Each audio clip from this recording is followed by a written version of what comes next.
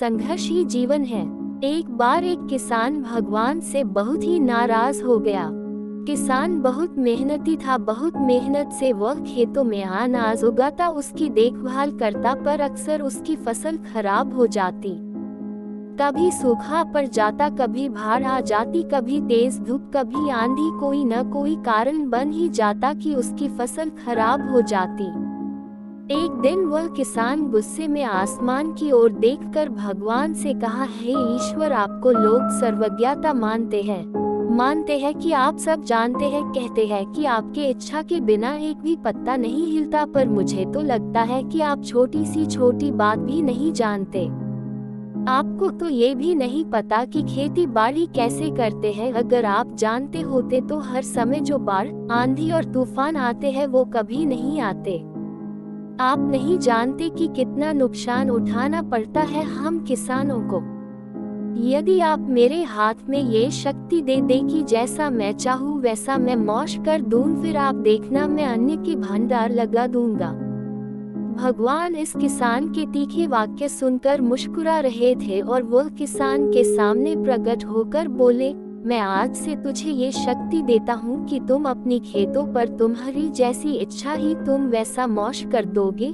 मैं बिल्कुल भी दखल नहीं दूंगा, तुम्हारी इच्छा से सब कुछ होगा। किसान बहुत खुश हो गया।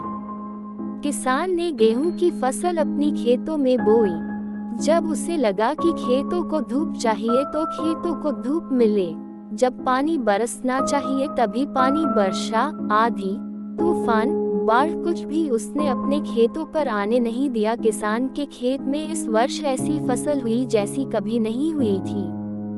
हरी भरी लहलहाती फसल, मन ही मन वह बहुत खुश हो गया और सोचने लगा, अब सबूत के साथ दिखाऊंगा भगवान को कि इसे कहते हैं शक्ति का सही उपयोग। मेरी सफलता देखकर उन्हें अपनी नियम जरूर बदलने पड़ेंगे।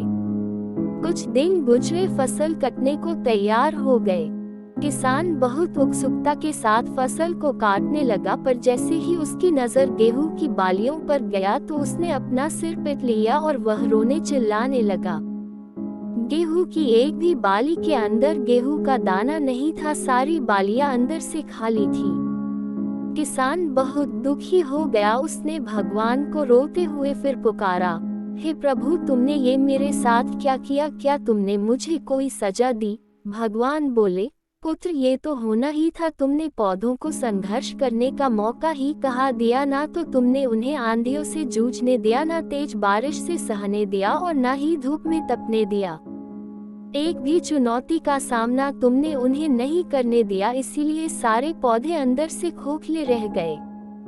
जब आंधी, तूफान, तेज बारिश और धूप पड़ती है तभी ये पौधा अपने अस्तित्व को बचाने के लिए संघर्ष करते हैं, और इसी संघर्ष से एक बल पैदा होता है जिसमें शक्ति होती है, ऊर्जा होती है, और यही ऊर्जा पूर्ति तेरे गेहूं के दानों की तरह जो नहीं फूटी। तूने उन्हें कठिन परिस्थितियों से गुजरने ही नहीं दिया जहां उनके अस्तित्व का जन्म होता। सारे बालियां इसीलिए खाली है, इसमें एक भी गेहूं का दाना इसलिए नहीं है क्योंकि तुमने अपने पौधों को संघर्ष कराया ही नहीं। याद रखिए, स्वर्ग में स्वर्णीय आभा तभी आती है जब वह आग में तपने, गलने और हथौड़े से पीटने जैसे संघर्षों से गुजरता है। कोयले का टुकड़ा हीरा तभी बनता है जब वह उच्च दाब और उच्च ताप की मुश्किल परिस्थितियों से गुजरता है। इसी तरह यदि हमारी जिंदगी में कोई संघर्ष ही ना हो, कोई चुनौती ही ना हो, तो हम भी गेहूं की बालियों की तरह खोखले रह जाएंगे, कोई अस्तित्व नहीं होगा हमारा। विपरीत परिस्थितियाँ, चुनौतियाँ, समस्याएं हमें और अधिक निखारती है। यदि जीवन में कठिन परिस्थितियाँ और चुनौतियाँ आए तो घबराना मत, बल्कि सामना करना। विश्वास करना कि आप और अधिक निखर जाओगे और अधिक मजबूत बन जाओगे।